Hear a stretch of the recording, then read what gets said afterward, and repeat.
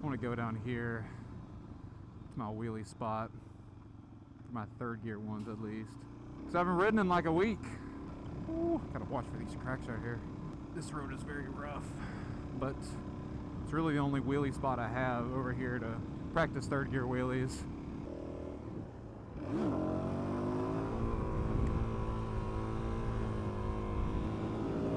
Woo! Fun, fun, fun, fun, fun. Turn around and do that one more time. Gotta do one more wheelie before I get into the video.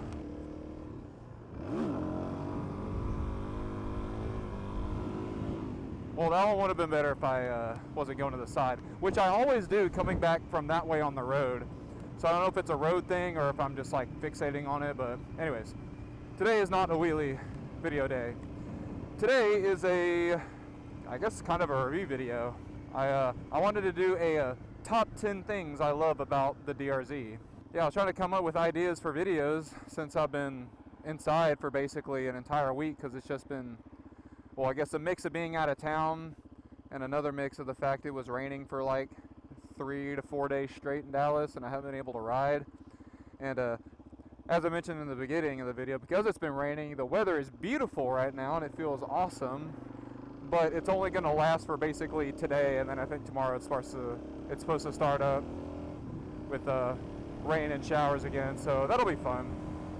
Be inside for another week probably. So I wanted to get a video pumped out real quick, and I was trying to figure out ideas that I could still do, and I was like, oh, I haven't really reviewed this bike yet. Just another idea that came into my head of just a typical video I could make. And I was gonna go down there, but this truck behind me is kind of riding my butt, so I don't want to slam on my brakes really and risk me doing a backflip over his hood. So I'm gonna cut in front of this Tacoma right here and do a U-turn and then hop back over there. Alright, well, I don't know how much of the beginning footage I'm going to use, because I just discovered, I guess after the last wheelie I did, I'm guessing the screws on my camera mount weren't tightened all the way, and I went to go kind of feel something on my camera and I saw it was basically pointing straight down, so I don't know how much footage I just lost, but whatever, screw it. We're not going to make this a nice formal review video. This is just going to be 5 reasons why I highly recommend getting a DRZ just as any motorcycle. And reason number 1 is, well, I guess for the most obvious reason,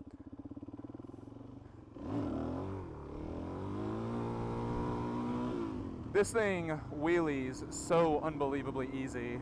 I can safely say that this bike is the sole reason why I have progressed at wheelies as fast as I have, because it doesn't take any effort for it at all. I mean, it's basically a dirt bike for the street.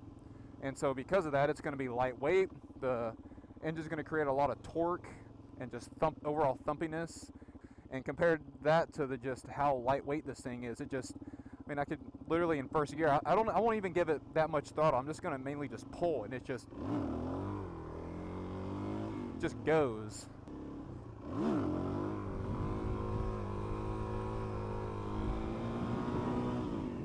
It's so easy. I don't know how else to describe it. Just every time I pop it up, I'm like, man, this thing just puts it to the ground and gets the wheel up. That is reason number 1. If you're ever looking to try and get into wheeling or just learning how to wheelie and progressing with wheelies, getting yourself a DRZ will definitely bode well for you in terms of progressing, because it's so easy, but it's also forgiving, because this thing has a lot of engine brake. So even if you're not covering the foot brake to a T, very likely chance the engine brake will help you get back down. But that's not to say I wouldn't practice foot brake. You obviously need to practice it, because it's saved me many a times. But yeah, overall, if you're wanting to get a bike to learn how to wheelie with, a DRZ is a very good candidate and a very good option. I can't even see in front of me right now. Okay, I'm glad there wasn't like a hole in the side of the hill, because I would not have seen it. It wheelies like nobody's business, and I'm not the best to showcase what this thing can do in wheelies, but you guys can just, I mean, you can look up guys that can wheelie better than me. They can handle these things so well. I'm just still learning, and I'm not even good at them. And I mean, I'm still able to like get up and, you know, easy like that. I could have rode that one out for longer, but this isn't the most wide sidewalk in the world. Oh, that's a little scary. But yes, anyways, reason number one, this thing is super easy to wheelie.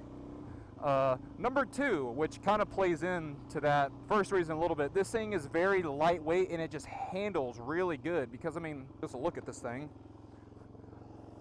It's a supermoto, I mean, obviously, but the tires are skinny, the wheels are small, like this thing just, it flicks everywhere I go. It's just so nimble, especially when you get the tires aired up to the proper PSI. You can just whip this thing in everywhere, and it's small, so you can like get it into areas you wouldn't conventionally be able to get a big bike into.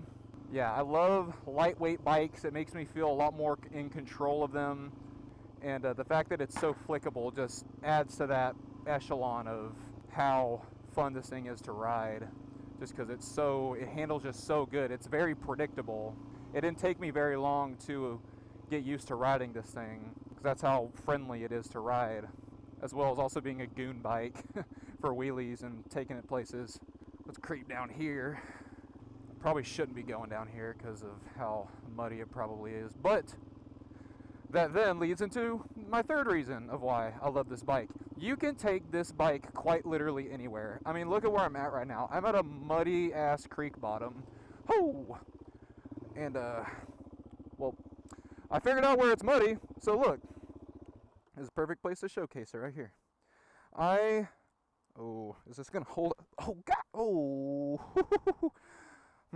I might not be able to do this here. I might actually be sinking this bike. Okay. Let's move this out of the mud. But, yeah. So, right now I'm stuck in the mud on this bike, and I'm just gonna get out of here real quick.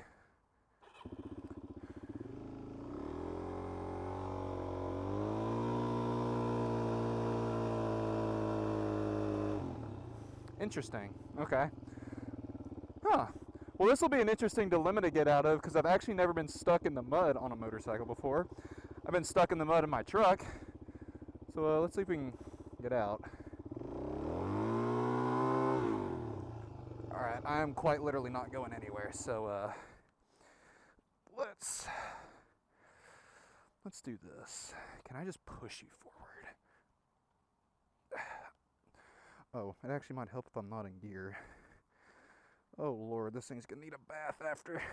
Well, this isn't really a good showcase for my third reason of being able to take this bike anywhere, because I am currently stuck in the mud. But I mean, what are you gonna do? You can't really take any vehicle in mud this slick and expect it to just take every bit of it, unless you're on a dirt bike with knobbies. So I just need to get you up there, because that right there is dry. I can see it in the coloration. I don't even have to hold it up, actually. Okay. It's literally just staying up in the mud. Okay, well, here's what I'm going to do. I'm going to stay off of it and just try and...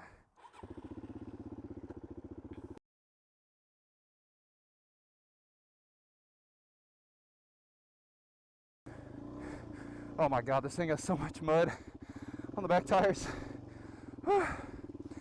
We might be good. Okay, game plan. Going back down. Oh, fuck. Get out, get out.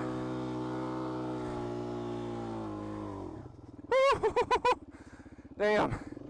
All right. Oh my God, we're out. Oh my God. We're out. Holy crap. Woo! Here comes all the mud. Oh my gosh.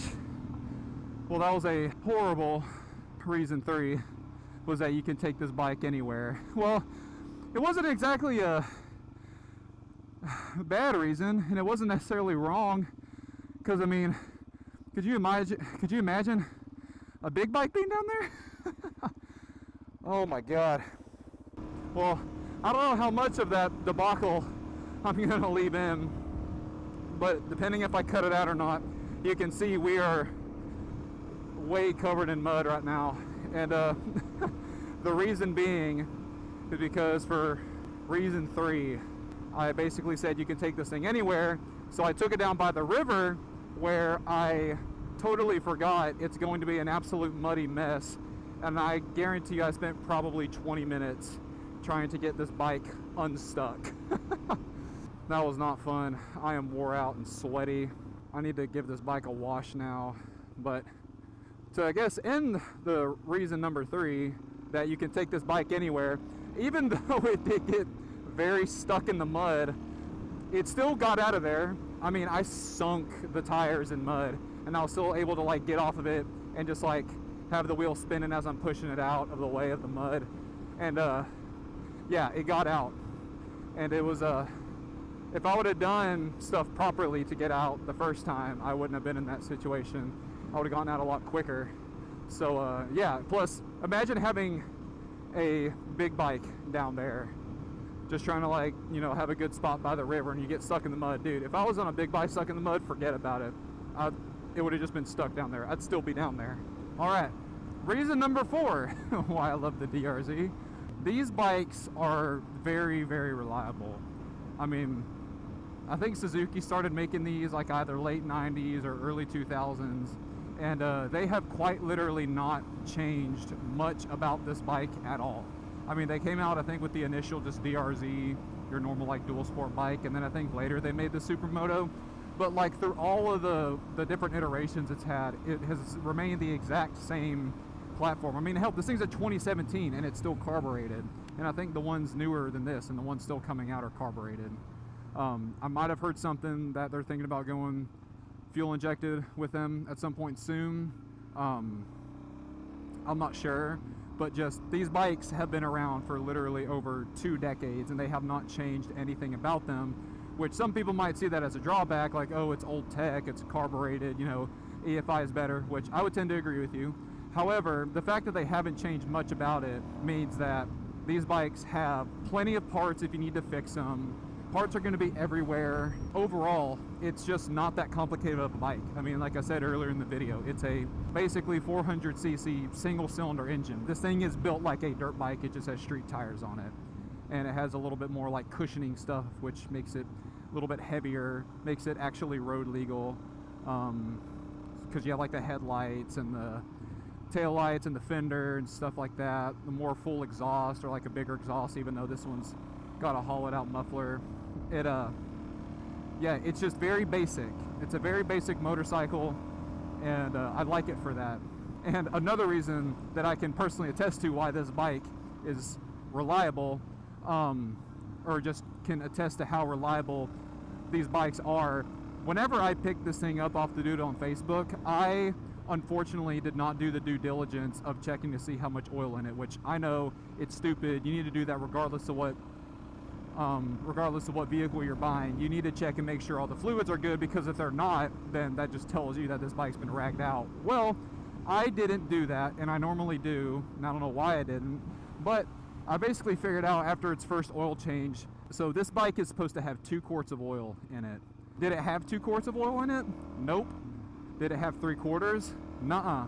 Well, Colby, how much did it have? It had half a quart.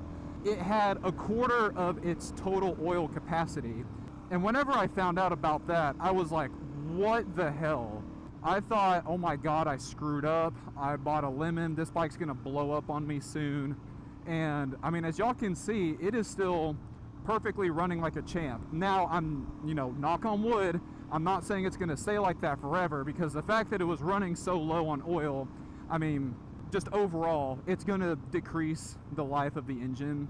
Just your bearings aren't getting lubricated, your pistons aren't getting lubricated, everything is not getting lubricated properly. So I wouldn't be surprised if the bearings have some pretty gnarly heat marks on it. I wouldn't be surprised if the cylinder wall is a little, like just a tiny bit scuffed, because it probably got hot, didn't have that much lubrication. And I know I've mentioned before the sound that it's making coming from the bottom end. I really, really, really hope it's not the crank bearing.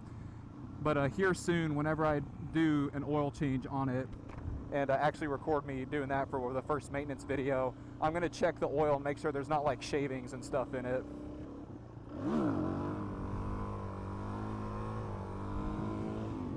for the final reason, the fifth reason of why I love the DRZ is it is very easy to work on. Yep.